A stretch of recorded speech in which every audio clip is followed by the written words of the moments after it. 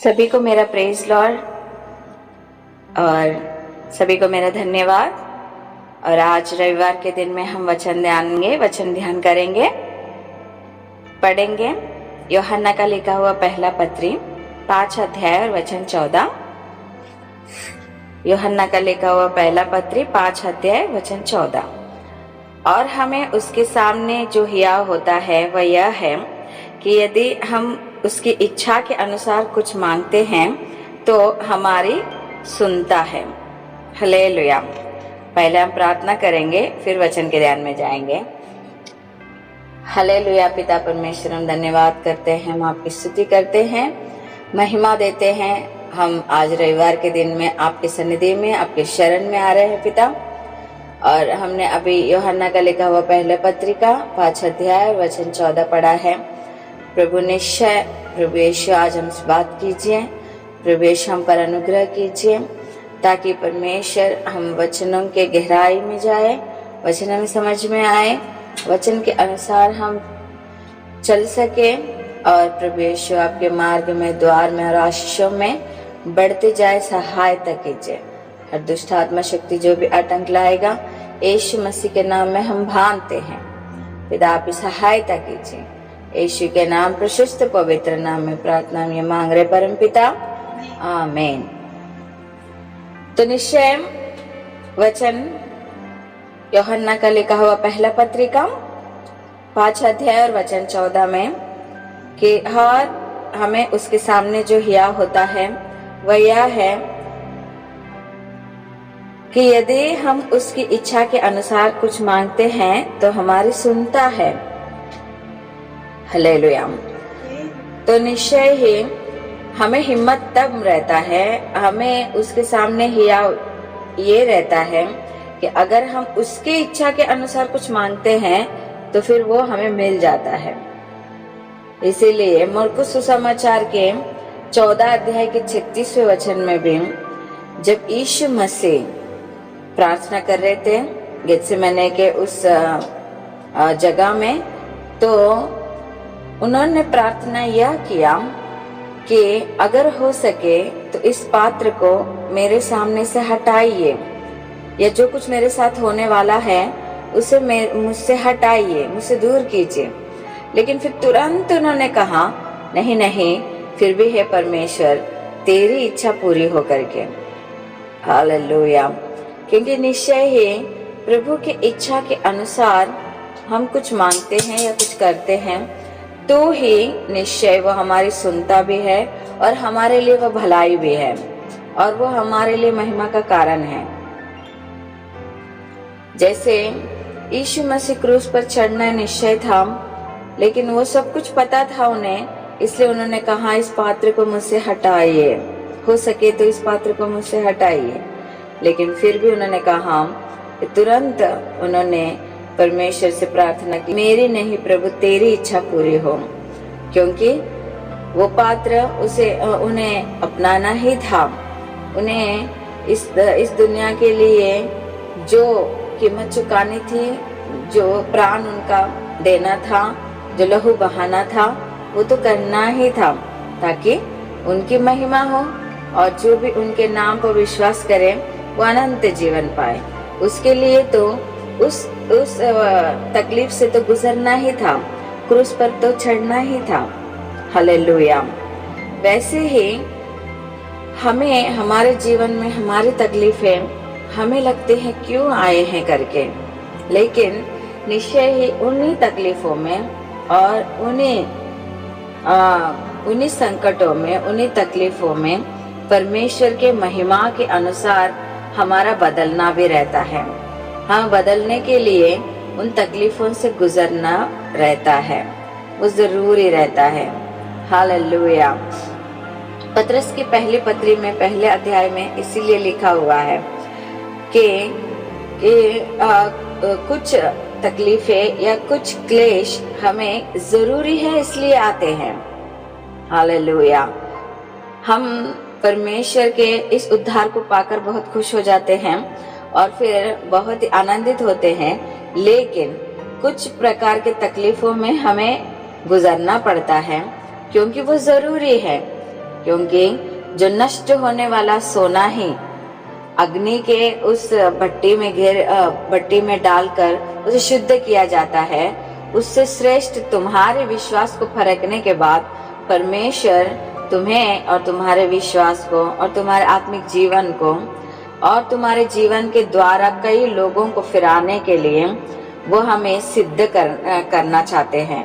इसीलिए तो हमें कुछ तकलीफों से गुजरना ही पड़ता है। हालेलुया। इसलिए हमें हिम्मत यह है कि हम जो भी मांग रहे हैं प्रभु की इच्छा के अनुसार हो, चाहे वो हमें पसंद हो या ना हो। जो हमारे पसंद होते हैं, लेकिन जब वो पूरा नहीं होते हैं तो फिर क्यों नहीं पूरा हुआ करके हम सोचते हैं। लेकिन कभी ये सोचा क्या कि हम जो मांग रहे हैं वो प्रभु की इच्छा के अनुसार है या नहीं। अब प्रभु की इच्छा के अनुसार जो है वो निश्चय हमारी महिमा के लिए और हमारी अभिवृद्धि के लिए, उन्नति के लिए और हमारे आशीष के लिए है। हालेलुया। जो हम मांग रहे हैं शायद वो हमारे भविष्य के लिए ठीक है या नहीं है। निश्चय ही हमें हिम्मत तब मिलता है, हमें उनसे हियाव यह है कि हम उनके इच्छा के अनुसार जो भी मांगते हैं वो हमारे लिए हो जाता है।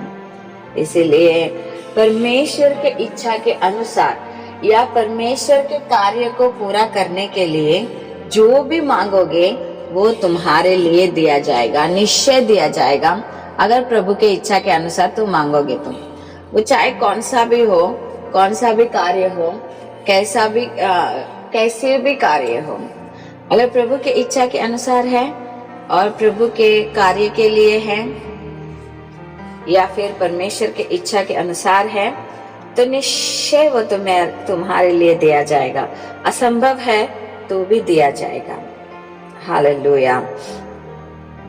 लेकिन अगर प्रभु की इच्छा के अनुसार नहीं है तो हमारे लिए वो ना होना ही उचित है, ना होना ही अच्छा है, क्योंकि वो हमारे भविष्य के लिए या फिर हमारे लिए हानिकारक है। उन्होंने कहा यिर्मयाह पुस्तक के 29 अध्याय के 11 वचन में कि जो भी मैंने प्लान्स या जो भी मैंने सोच रखे हैं, जो भी मेरे सोच विचार है तुम्हारे लिए, वो तुम्हारे उन्नति के लिए है, तुम्हारे हानि के लिए नहीं है। हालेलुया।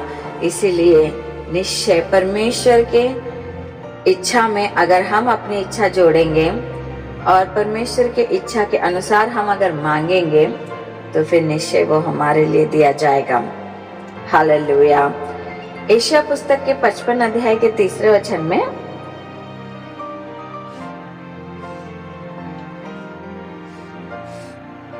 पुराने नियम के यशायाह पुस्तक के 55 अध्याय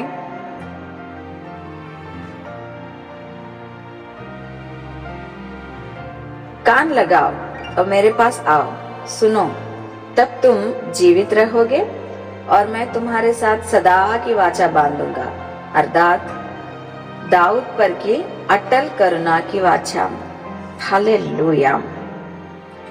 क्योंकि निश्चय प्रभु को धन्यवाद हो।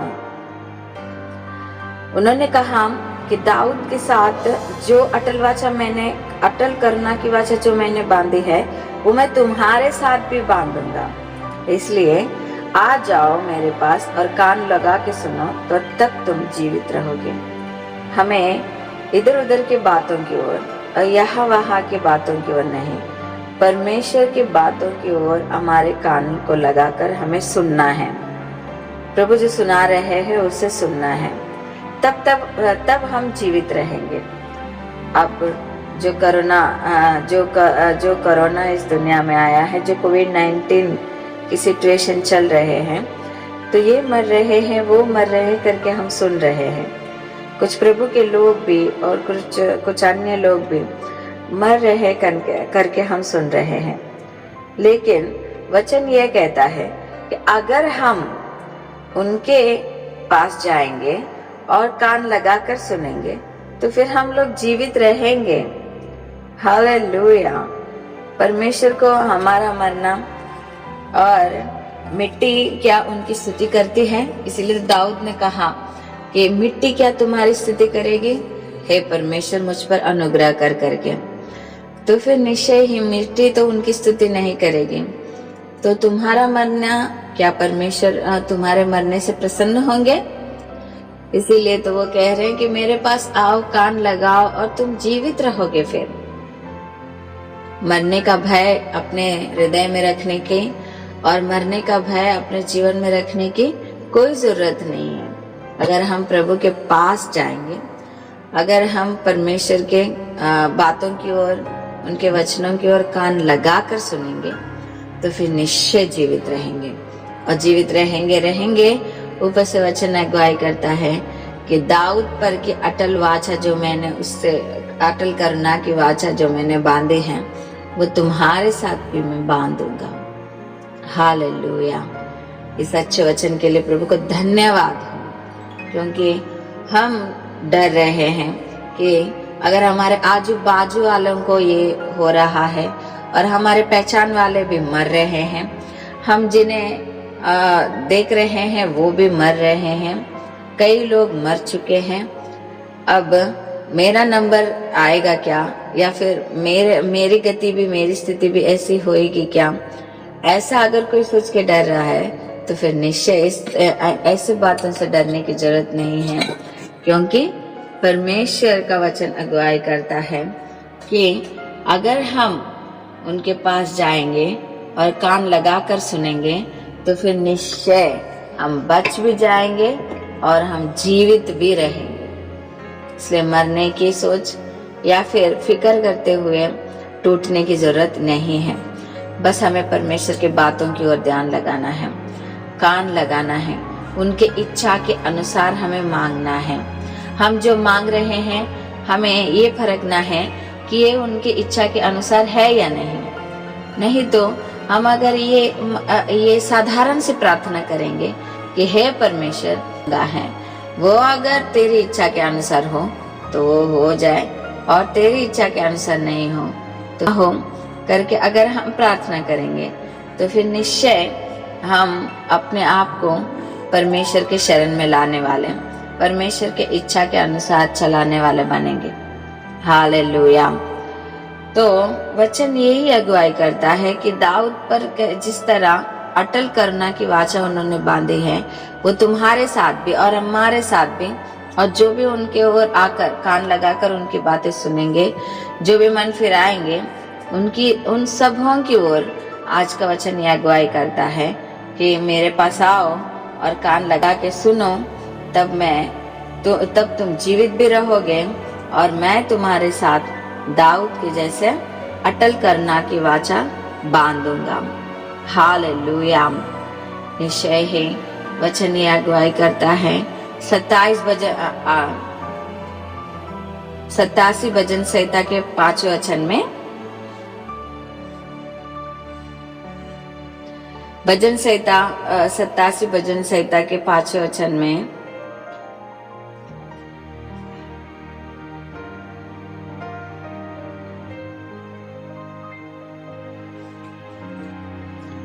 और सियोन के विषय में यह कहा जाएगा कि अमुक अमुक मनुष्य उसमें उत्पन्न हुआ था और परम प्रधान आप ही उसको स्थिर रखेगा। अगर हम परमेश्वर की इच्छा के अनुसार, अगर हम उनके शरण में जाकर प्रभु तेरी इच्छा हो तो फिर ये जो मैं मांग रही हूँ, जो मांग रहा हूँ वो पूरी हो जाए, नहीं तो फिर निश्चय ही प्रभु तुझे पता है मेरा भविष्य किस तरह अच्छा रहेगा, तेरी इच्छा हो तो ही पूरा हो, नहीं तो ना हो। अगर इस तरह हम प्रभु की शरण में अपने आप को रख रहे हैं तो फिर वचन ये अगुवाई करता है कि वो ही हमें स्थिर रखेंगे, वो ही हमें दृढ़ बनाते जाएंगे, वो ही हमारे नींव को पक्के करेंगे, वो ही हमें आशीष करेंगे, वो ही हमारी जिम्मेदारियों को अपने हाथ में ले लेंगे, वो ही हमें निश्चय ही उनके इच्छा में हमें ले जाएंगे। क्योंकि 25 भजन संहिता में भी एक बात लिखा हुआ है 4वें वचन में कि हे परमेश्वर तू मुझे अपना मार्ग दिखला, तू मुझे अपना पथ सिखला। तो फिर जब हम ऐसे प्रार्थना करेंगे कि मार्ग दिखाइए और पथ सिखलाइए, तो फिर निश्चय परमेश्वर हमें खुद ही अपने मार्ग में और खुद ही अपने द्वार में ले जाके रखेंगे। और चलाएंगे। हालेलुया। इसीलिए हमारे जीवन में संपूर्ण अधिकार परमेश्वर को देना चाहिए कि तू मेरा अधिकारी है और तू मुझ पर राज्य कर दे। अगर हम आधा अधूरा देंगे, आधा अधूरा हम जिएंगे, तो फिर निश्चय हम उनके इच्छा के अनुसार नहीं है। हालेलुया। अगर हमें निश्चिंत होकर रहना है तो अपने आप को संपूर्ण रीति से प्रभु की शरण में देना है। तब वो वचन ये अगुवाई कर रहा है और सियोन के विषय में यह कहा जाएगा, सियोन यानी जिसके हृदय में प्रभु यीशु निवास करते हैं, कि यह कहा जाएगा कि अमुक अमुक मनुष्य उसमें उत्पन्न हुआ था और परम प्रधान आप ही उसको स्थिर रखेगा। परमेश्वर आप ही तुम्हें स्थिर रखने वाले और आप ही तुम्हें बढ़ाने वाले, आप ही तुम्हें दृढ़ करने वाले हैं। हालेलुया। निश्चय ही उनकी शरण में जाओगे तो उनकी इच्छा के अनुसार जो भी मांगोगे वो हमारे लिए श्रेष्ठ इसलिए है क्योंकि वो हमें उनके इच्छा के अनुसार ले तो जाएंगे ही, ऊपर से स्थिर रखेंगे। हमारे कामों में हमें स्थिर रखेंगे, हमारे सोच विचारों में हमें स्थिर रखेंगे, हमें अपने चंचल स्वभाव से दूर हटाएंगे, हमें वो स्थिर रखेंगे। हर विषय में वो हमें स्थिर रखेंगे। स्थिर रखने की हिम्मत या स्थिर रखने की बुद्धि, स्थिर रहने की बुद्धि, ज्ञान परमेश्वर निश्चय वो हमें देंगे। हालेलुया। तो निश्चय ही वचन ये अगुवाई कर रहा है कि अगर हम उनके इच्छा के अनुसार मांगेंगे, उनके इच्छाओं में अपने आप को चलाएंगे, तो दाऊद की अटल करुणा की वाचा जो उन्होंने दाऊद के साथ बांधी है वो तुम्हारे साथ मेरे साथ भी बांधेंगे। उतना ही नहीं, वो हमें स्थिर रखेंगे हमारे चाल चलनों में, हमारे कामों में, हमारे दैनंदिन जीवन के विषय में, हमारे आत्मिक जीवन के विषय में, हमारे शारीरिक जीवन के विषय में, हर विषय में हमें स्थिर रखेंगे। फिर लिखा हुआ है शमूएल की पुस्तक के पहले पुस्तक के 13 अध्याय और वचन 14 में, शमूएल के पुस्तक का 13 अध्याय और वचन 14, पहला पुस्तक पहला शमूएल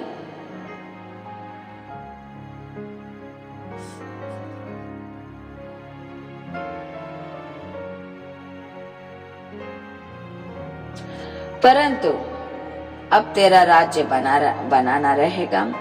यहोवा ने अपने लिए एक ऐसे पुरुष को दृढ़ लिया है जो उसके मन के अनुसार है, और यहोवा ने उसी को अपनी प्रजा पर प्रधान होने को ठहराया है, क्योंकि तूने यहोवा की आज्ञा को नहीं माना। ये शमूएल के विषय में है, ये शाऊल के विषय में है। शमूएल ने आकर से कहा कि अब ये जो राज्य है अब वो तुम्हारे नाम पे स्थिर नहीं रहेगा और तुम्हारा नहीं होगा, क्योंकि परमेश्वर ने दूसरे को चुन लिया है। हालेलुया। फिर निश्चय उसी क्षण, उसी दिन से फिर शमूएल के राज्य को फिर धीरे धीरे शाऊल के राज्य को शाऊल से दूर करना फिर दिन ब दिन शुरू हो गया। हालेलुया। क्योंकि निश्चय ही क्यों हटाया गया है ये भी यहाँ पर स्पष्ट अगुवाई किया गया है कि तूने परमेश्वर के आज्ञा के अनुसार नहीं और मन के अनुसार नहीं किया है, इसीलिए यह हटाया जा रहा है। यानी प्रभु के इच्छा के अनुसार नहीं है, इसीलिए तुम्हारे सामने से ये राज्य हटा दिया जा रहा है। हालेलुया। जैसे ही कहा वैसे ही दूसरे दिन में वो राज्य हट गया, ऐसा तो कुछ नहीं था। परमेश्वर ने कई मौके दिए शाऊल को सुधरने के, कई मौके अवसर दिए शाऊल को प्रभु की तरफ फिरने के लिए, लेकिन शाऊल ने अपना मन फिराने का और प्रभु की इच्छा के अनुसार चलने के लिए अपने मन को स्थिर नहीं रखा, इसलिए अस्थिर मन वालों के समान फिर लूट दिया गया। हालेलुया। और हटा दिया गया और उसके राज्य को, परंतु अब तेरा राज्य बनाना रहेगा यहोवा ने अपने लिए एक ऐसे पुरुष को दृढ़ लिया है जो उसके मन के अनुसार है, और यहोवा ने उसी को अपनी प्रजा पर प्रधान होने को ठहराया है, क्योंकि तूने यहोवा की आज्ञा को नहीं माना। सिर्फ आज्ञा को नहीं मानने के कारण राज्य को हटाया गया है। ऐसा वचन स्पष्ट अगुवाई किया जा रहा है। निश्चय प्रभु की आज्ञा जो भी है तुम्हारे जीवन के प्रति, निश्चय उन आज्ञाओं के अनुसार चलना है। अगर आज्ञाओं के अनुसार चलेंगे तो निश्चय स्थिर रहेंगे, और आज्ञाओं से हटेंगे तो फिर निश्चय वो राज्य, वो आशीष हटाया जाएगा करके लिखा हुआ है। इसलिए कई लोग प्रभु में आने के बाद में बदलते हैं, फिर उनको वही पुराने रोग या पुराना स्वभाव या फिर पुराने परिस्थितियां, फिर वो उनका सामना करना पड़ता है। क्योंकि वो प्रभु के आज्ञा के अनुसार नहीं चल रहे हैं या नहीं चले हैं, इसीलिए उनको उन्हीं तकलीफों का सामना करना पड़ रहा है। लेकिन आज वचन अगुवाई करता है, प्रभु हमारे जो भी हम मांग रहे हैं निश्चय वो हमें देंगे ही नहीं, लेकिन निश्चय ही वो हमें स्थिर रखेंगे। दाऊद की अटल करना वाचा वो हमें बांधेंगे। अगर हम उनके आज्ञा के अनुसार नहीं हैं तो ही हम शिक्षा में, या फिर तो ही हम परमेश्वर के सामने से अपने आप को ही हटा रहे हैं। हालेलुया। आज परमेश्वर का वचन अगुवाई करता है कि हमारी जो भी इच्छाएं हैं परमेश्वर अपने अनुग्रह के द्वारा पूरा करेंगे ही नहीं, आशीषित करेंगे, और वो हमें ऊंचे से ऊंचा उठाने के लिए तैयार है। हालेलुया। अगर तुम पाने के लिए तैयार हो तो फिर निश्चय अपने आप को प्रभु की इच्छा के अनुसार, या प्रभु की इच्छा तुम्हारे जीवन के प्रति जो भी है उसे करने के लिए तत्पर हो जाओ, तो फिर तुरंत ही परमेश्वर के आशीषों को स्वतंत्र करोगे। हालेलुया। लिखा हुआ है लूका सुसमाचार के 10 अध्याय के 14 वचन में, लूका सुसमाचार नया करार के लूका सुसमाचार 10 अध्याय और वचन 14 में,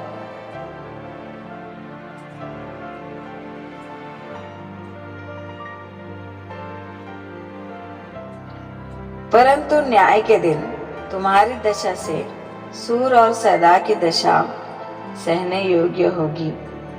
हालेलुया।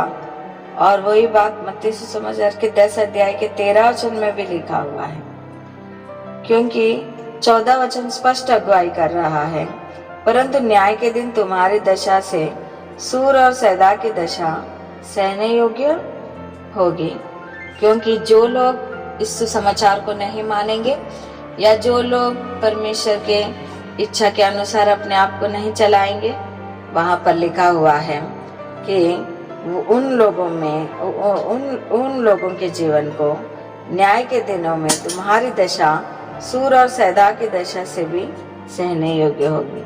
सूर और सैदा जो परमेश्वर के इच्छा के विरुद्ध था और इसीलिए भस्म किया गया था, वैसे ही हमारा आत्मिक जीवन और हम जो भी सीख चुके हैं या जो भी चलते हैं प्रभु में, वो निश्चय ही यहाँ पर लिखा हुआ है कि परंतु न्याय के दिन तुम्हारी दशा से सूर और सैदा की दशा सहने योग्य होगी।